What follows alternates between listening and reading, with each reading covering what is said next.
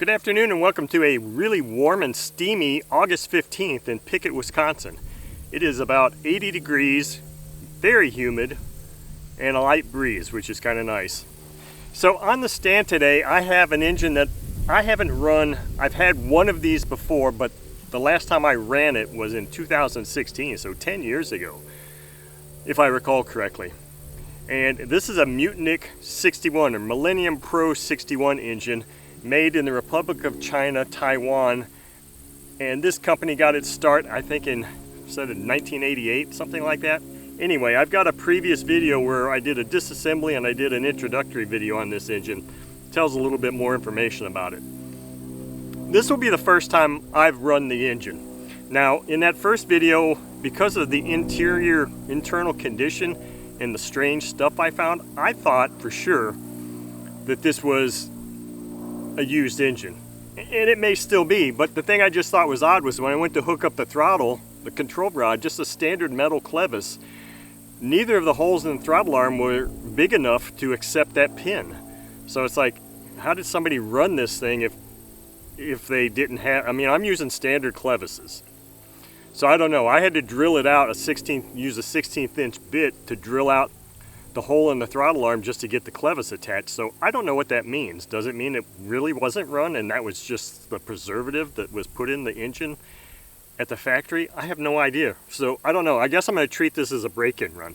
So I've got two things here, two things of fuel here that I want to show and talk about here briefly. So this here, so just as a background, almost every time I do a run, I'm using fuel that I mix myself. So the base of all of my fuels, when I always say 5 to 7% nitro, the base of all of my fuels is 80-20, is 80% methanol, 20% castor oil, period. So it's FAI fuel. And then what I'll do is I'll go to a hobby store or wherever I can find regular fuel like Morgan's Omega, 10 or 15%, I'll buy a bottle of that, and that's what I use to cut it to give me the nitro in there. So what I'll do is I'll fill up maybe say two-thirds of this quart jar, and then with 80-20, and then just top it off with the nitro fuel. So I'm estimating what my nitro percentage is.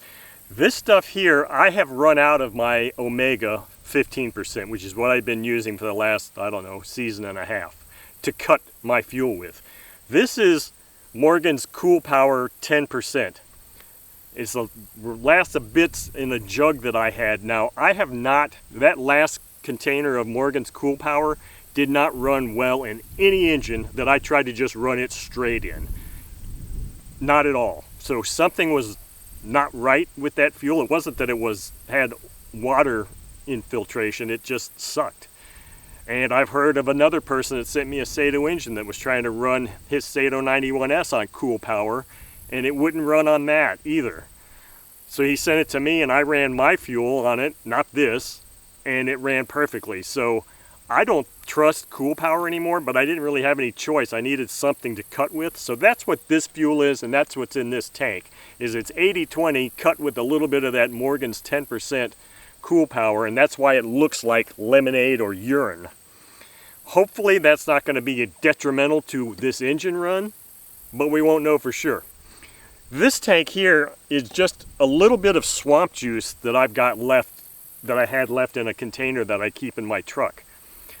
I don't know what formulation that is because the amount of swamp juice that's in this tank was actually from two tanks. That tank, a little bit left in here, and another tank there that I just put it in there. I have no idea what formulation of swamp juice that is, but depending on how creative I get or how inventive I am and how this first run goes with this stuff, I may go ahead and swap plugs and swap tanks and do a swamp juice run with this too. That will probably be a separate video, but I just want to say that's what the plan is right now. So this engine has got a standard for a 61 size engine, 12.6 APC prop, an OS number 8 glow plug, and then this maybe 5% nitro fuel with the base of my 80-20, and the remainder that adds the nitro is Cool Power 10%. So with all that said, let's fire this engine up for maybe the first time. Maybe this is going to be a break-in run, because The throttle arm hole kind of leads me to believe that maybe this thing hasn't been run, but let's find out. Okay, let's see if this thing takes a prime. It's open, high-speed needle's open 2.5 turns from fully closed. And the color of that fuel makes it even harder to see that fuel going through there. So it did take a prime. Should just fire right up here.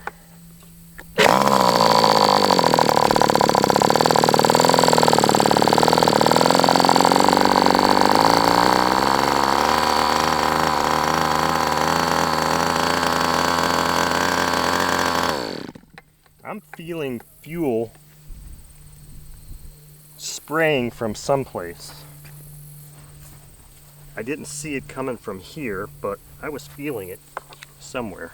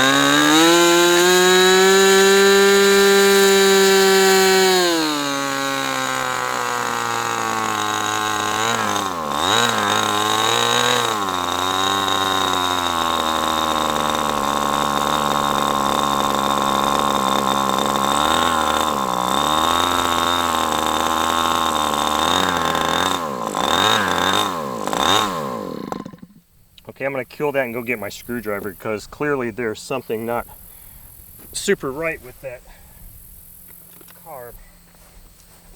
Now this is one that the high-speed needle is, or the low-speed needle is really recessed in here. So I just closed that about maybe half a turn because it was sounding like it was rich. So let's see what impact that has on it. I don't know why. I tightened that extension up really tight and it still didn't want to stay on there.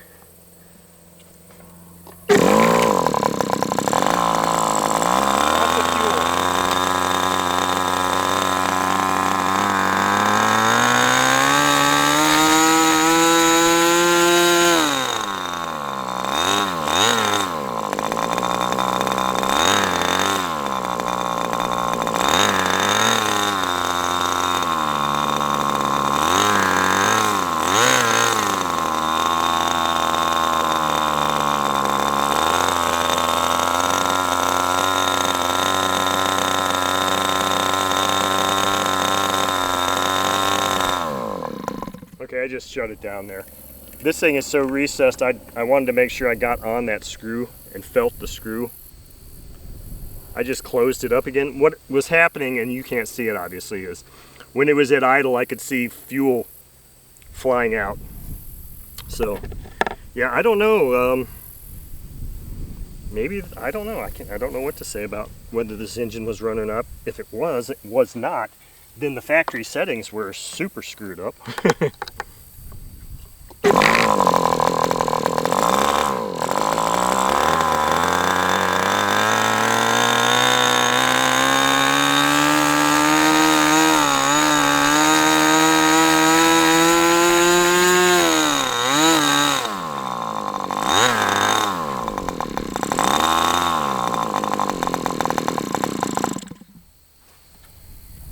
Okay, I think what I'm going to have to do here is take that off.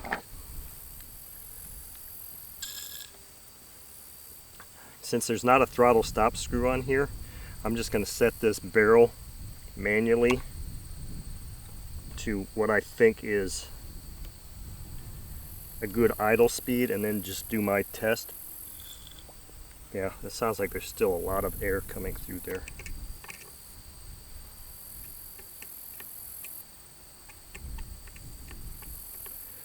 Boy, with that thing being so recessed, it's really hard to make sure you're on that slot.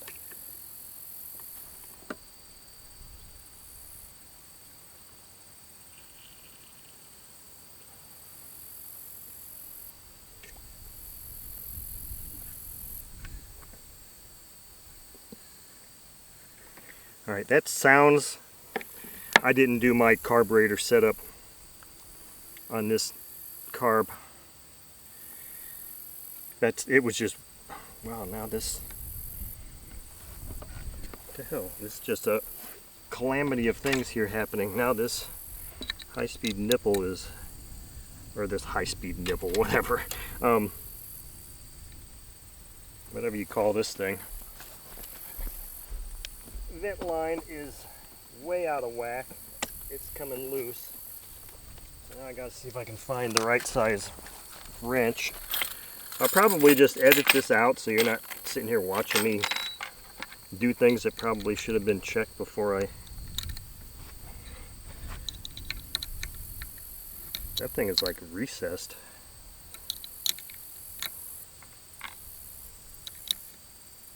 There we go. Guess we got the right size now, I thought.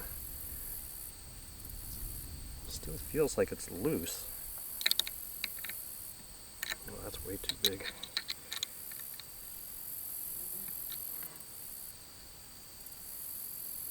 I don't know if that thing's got a nut on the inside. What size is that? 5 millimeters? 4? Just seems kind of... It's like the flats are really, really recessed. I'm just going to have to go with that as it is because those flats are really recessed and there's really nothing for me to grab onto there. So we're just going to have to let that be for now, I guess.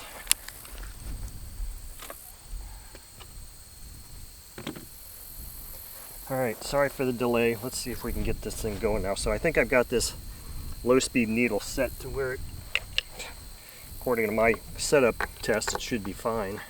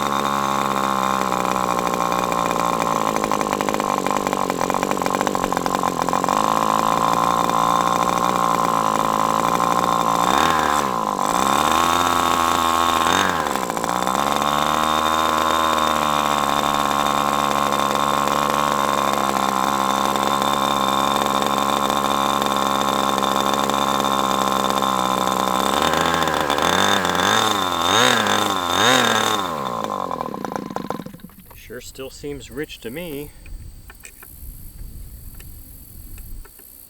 This may just be one of those things where this is just a really shitty carburetor. I can't tell if I'm getting on that thing now or not.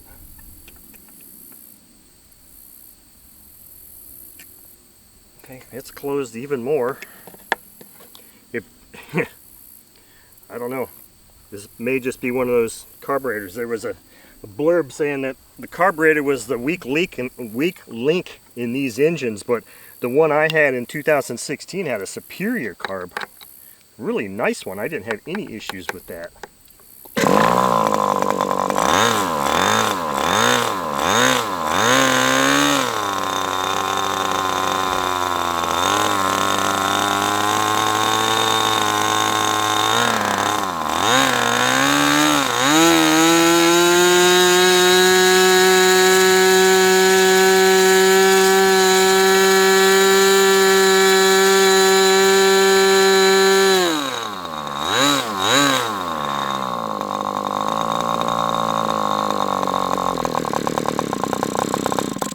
Well, that thing just does not want to idle at all.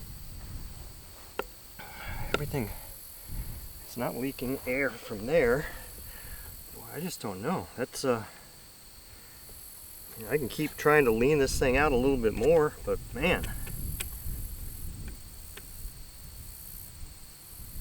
First you gotta find the groove. I don't know, I'm almost afraid to lean it much more there. But let's see what happens here. Suffice it to say that unless I can get this thing running with this carburetor well on regular fuel, maybe it's the fuel, who knows? I mean, could very well be that this fuel just sucks, like I said in the intro. Except that I still see fuel droplets.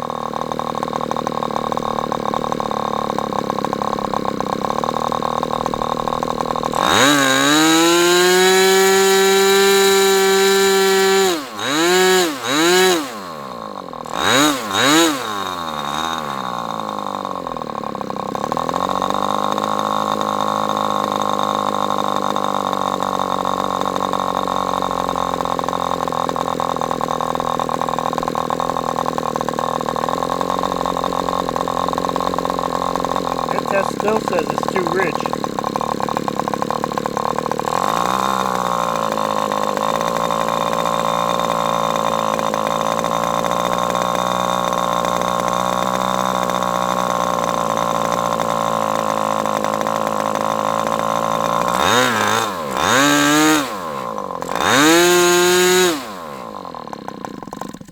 See, I can't be 100% sure that when I was doing that with this, see, I'm doing this so I can see how close that blade tip is to my hand. I still can't guarantee that I was actually turning that because it's hard to, it's so deep in there, it's hard to feel. And I was actually honestly more focused on how close this tip was to my hand than I was actually doing a turn there. So I just turned it some more. Let's see, it seems like it's getting better. But damn, it would be like, it would seem like that low-speed needle was almost completely open. If it turns out that it's running better now.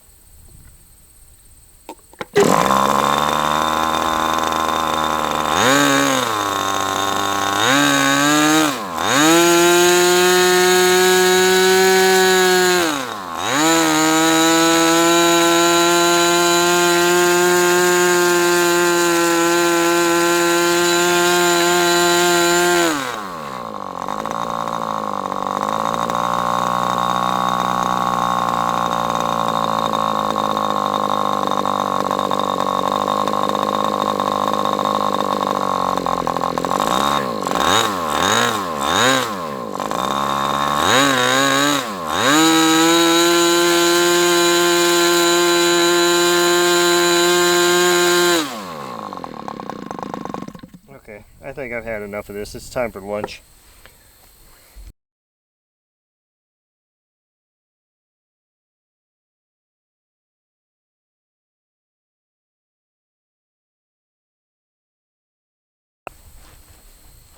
Okay, so there's your run. What can I say? It's not an OS. It's not an Enya. It's not a Sato. It isn't any one of the top tier engines by any means. But as I've said many times, an engine is judged by how good its carburetor is. If its carburetor sucks, then the engine sucks. Because if you just bought the engine and it has a horrible carburetor, now you got to go try and find a different carburetor. I'm telling you that this low-speed needle seems like it's almost completely closed. Let's find out. Does it come to a complete close? There. And that was only like maybe not even a full turn from being fully closed where I had it set. So I don't believe that there's a leak at this O-ring seal, but I can replace that and see. I don't have the means to do that right now, but I'm clearly not going to be running swamp juice fuel in this engine today because I want to make sure I've got a solid engine and a solid carburetor before I go messing with swamp juice fuel at all, because that will only hinder the tuning process. It has to be a solid engine, solid carburetor. This exhaust is leaking, and you saw that I was having issues with this thing. So I mean, we have some apparent quality control issues with this engine, is what I'm seeing here at least. So that's my initial judgment. The one I had in 2016 was a beautiful engine. It ran perfectly. This one, not so much. But anyway, that's why we're here running these engines, to see what the good is and what the bad is. And I think we've seen some of the bad here today.